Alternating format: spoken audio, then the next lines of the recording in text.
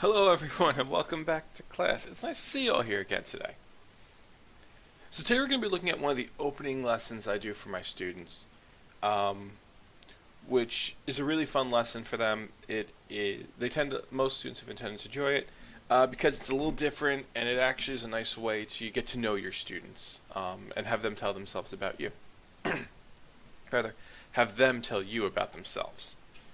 Um, Normally, a lot of teachers like to have students write an essay or like do a PowerPoint presentation, and though those are nice, to some students they can get old and can, to a degree, limit what they are and kind of hinder things. Especially if they're talking about places that or things that people don't understand or haven't witnessed before.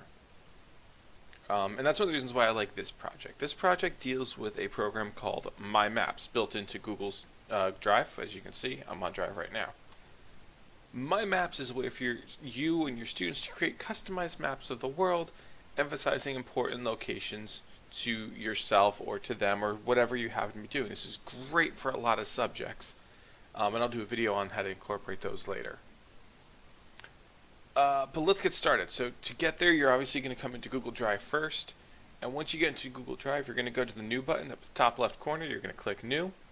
You'll notice that Maps doesn't show up initially, so you're going to go to More. And from More, you're going to hit Google My Maps. And once you do that, Google My Maps will open for you guys on the screen. And normally it'll center itself around the country in which you're located. So in this case, I'm from the US, so it sets us up there. And what's really cool about this is now you can start putting locations on a map. So maybe when you were younger and you went to like your grandparents' house and like they'd had this map of the world with all these pins in it showing where they've been, or you've gone to some restaurants and they've had maps and it shows people that have been there from where they're from. We're looking at the same idea here. Only now it's virtual, so you don't have to worry about stabbing yourself or someone else knocking out all the pins that were carefully placed. So what we'll do here is you just come up here into the search bar and you pick a location. It could be any location in the world.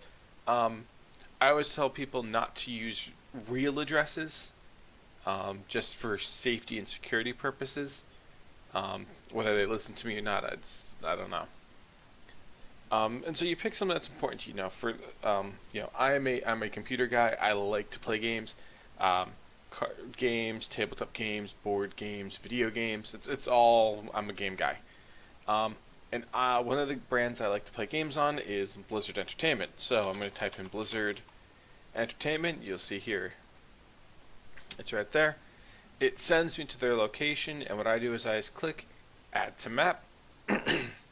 And then it adds this location to my map. You'll see that it appears over here on the left-hand side. Then what I have the students do is I have them go and edit it. And I ask them to give me at least a sentence about why is this place on your map? What makes this location so important that you wanted to let me know about it? In my case, I am an avid player of Blizzard games, including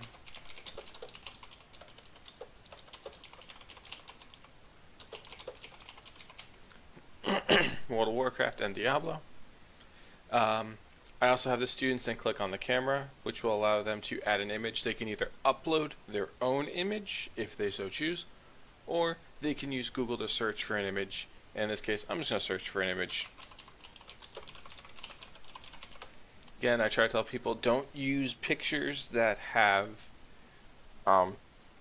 you in them for your safety. Whether people listen to me or not is a whole nother story.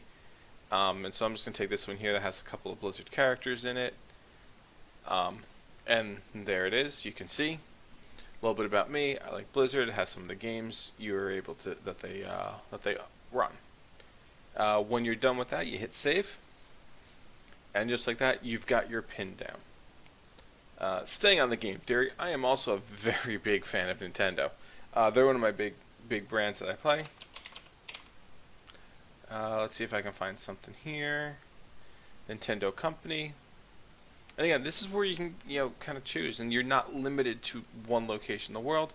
You can go to any country in the world to put your locations down. So if you've got students that are immigrants, or that they're like maybe first generation and their family came from somewhere, they can include that. Or if they travel all around the world a lot, they can include global locations.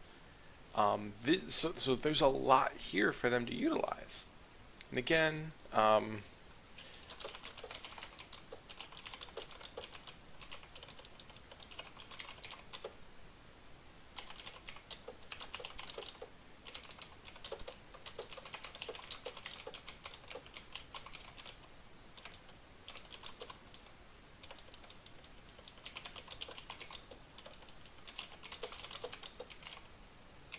okay.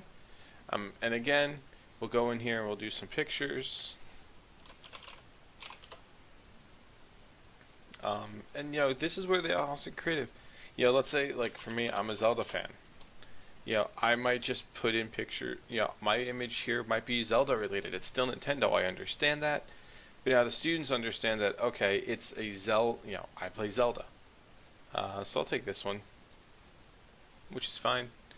The other thing that you can do for this, and that I have students do, is I have them add some videos. So they would hit this plus button here, and you can go to YouTube,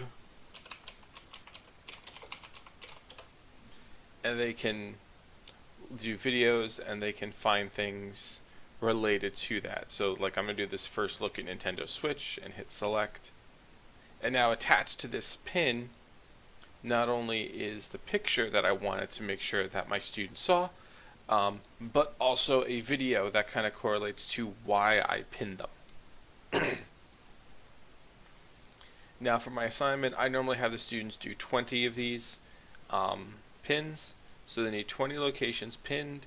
They need at least one sentence for each of those 20 locations. They need a picture for any of those locations, but I only require 5 videos because it's a little bit of an extra step. But a picture and a video are 2 separate things. So you can't do like 16 pictures and 4 videos. Nope, it's got to be 20 pictures, 5 videos. But that's really it for this. And like I said, it becomes a great assignment to really get to know your students in a different way and kind of see where their interests span across the globe.